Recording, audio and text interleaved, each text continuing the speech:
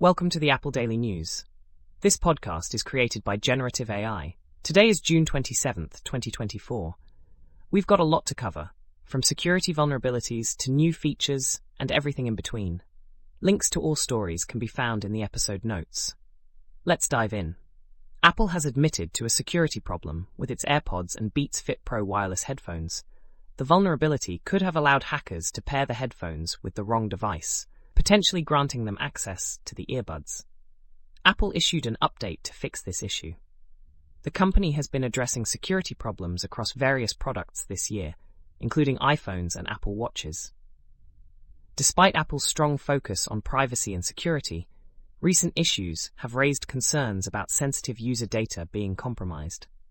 Researchers have also pointed out that Apple's own apps collect user data, despite the company's emphasis on privacy. Apple continues to prioritize privacy in its branding, as seen in its AI initiative and decision to reject an AI deal with Meta due to privacy concerns. Apple has rejected two apps, iOS 3 and UTM-SE, which are PC emulators, from the App Store. The rejection is based on Guideline 4.7 of the App Review Guidelines, which allows for retro game emulators, but specifies that only emulators of retro game consoles are appropriate. The developer of iOS 3, Xiaoji Li, shared Apple's reasoning, stating that the app provides emulator functionality, but does not emulate a retro game console specifically. UTM-SE was also rejected for not being a console emulator. Apple's decision-making process has been criticized for being inconsistent, with developers feeling at the mercy of Apple's choices. Despite the rejection, Apple had previously allowed retro game emulators on the App Store in response to antitrust scrutiny. The rejection of these PC emulators comes amidst Apple's efforts to comply with regulations like the Digital Markets Act in the EU. Apple Pay users in Hungary are experiencing random charges on their accounts without making any purchases. The issue is affecting multiple banks in Hungary, with users being charged small amounts multiple times in a row. Some users have reported significant amounts being withdrawn from their accounts due to these unexpected charges. Hungarian news sites suggest that the problem lies on Apple's end, with banks receiving numerous requests for assistance. Apple is working to resolve the issue, and some charges seem to be linked to cancelled subscriptions. Affected users have been advised to contact their banks to block further charges. Ashley M. Gjovik, JD, shared a detailed account on Mastodon about her experience with a mysterious industrial chemical exposure in 2020 that nearly caused her death. She later discovered that her employer, Apple, was dumping toxic waste into her apartment from their nearby semiconductor fab. After tipping off the US EPA, enforcement inspections revealed at least 19 potential violations of hazardous waste statutes at Apple's facility. The EPA report was released publicly, detailing Apple's illegal treatment, transportation, and disposal of hazardous waste, as well as illegal emissions into the air. Gjovik filed a civil lawsuit against Apple, including claims for nuisance and ultra-hazardous activities, which a US judge allowed to proceed. The story has sparked discussions and support on Mastodon, with many expressing shock and offering encouragement to Gjovik in her pursuit of justice against Apple. Apple is set to improve support for third-party iPhone displays and batteries by offering True Tone and battery health data for these components later in the year. This move comes as part of Apple's focus on repairability, with the company expanding its self-service diagnostics tool to Europe and publishing a white paper titled Longevity by Design. The white paper reveals that Apple will enable True Tone on third-party displays for better performance, although it may not reach Apple's usual standards due to calibration variations. Additionally, battery health metrics will be displayed for third-party batteries, with a notification stating that Apple cannot verify the information. The company emphasizes caution with third-party batteries due to safety concerns. These software updates for third-party components are expected to come with the release of iOS 18. Apple is also simplifying the process of obtaining repair parts through its self-service repair program. Tech giants like Apple and Microsoft have introduced small language models, SLMs, as an alternative to large language models, LLMs, in the field of artificial intelligence. These SLMs are smaller in size, but have shown comparable or even better performance in text generation tasks. Apple unveiled its Apple Intelligence models with around 3 billion parameters, while Microsoft released its Phi 3 family of SLMs with models ranging from 3.8 billion to 14 billion parameters. In tests, Microsoft's Phi 3 mini model rivaled OpenAI's GPT 3.5 and outperformed Google's Gemma. SLMs are more energy efficient, allowing them to run locally on devices like smartphones and laptops. This shift towards SLMs aims to democratize access to language models and improve generative AI while addressing issues like data privacy and interpretability. Apple has entered the server market with its private cloud compute (PCC) system, consisting of proprietary Apple servers running Apple Silicon chips to provide responses to Apple Intelligence queries. These servers are currently situated in US data centers, but are expected to be deployed globally in the future. Apple's focus on energy efficiency and computational performance for its iPhone chips has positioned it well to meet the challenges of server-based AI. The company's investment in reducing energy consumption and renewable energy supply aligns with its corporate social responsibility goals. Apple's roadmap includes the development of more powerful and energy-efficient chips, such as a 3nm processor expected to deliver faster neural engine performance. This move into the server market is seen as a strategic decision that could benefit Apple's streaming services while lowering energy consumption. Apple Messages now supports RCS, Rich Communication Services, in the iOS 18 developer beta, allowing iPhone users to send rich messages to Android users without compression.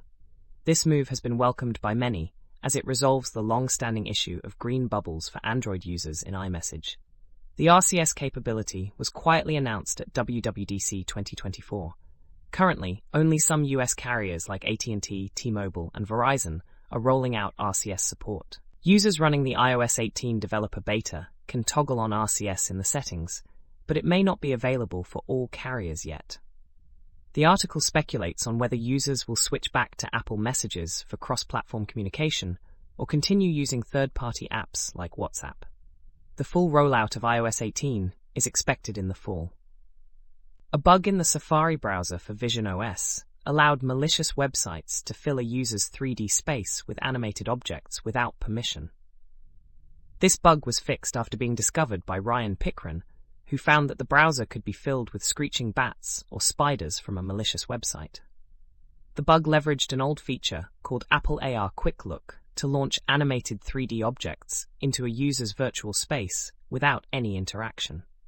This behavior was unexpected and could not be removed by simply closing the browser. While providing immersive 3D content is valuable, launching objects into a user's space without permission is not intended behavior. This bug highlighted a new type of issue that could impact user experience and privacy boundaries on new platforms.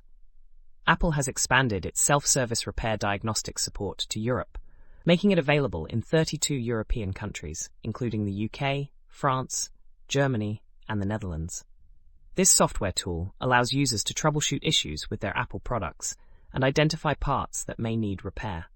The diagnostics tool now supports iPhone, Mac, and Studio Display models in 33 countries and 24 languages. Apple's goal with this expansion is to extend the lifespan of its products and provide safe and affordable repair options. Customers can access the diagnostics tool to determine if their product needs repair and which parts may need replacement. The company also published a white paper outlining its principles for designing products with longevity in mind. Additionally, Apple's self-service repair program, launched in April 2022, now includes support for MacBook Air models powered by M3 and will expand to Canada next year.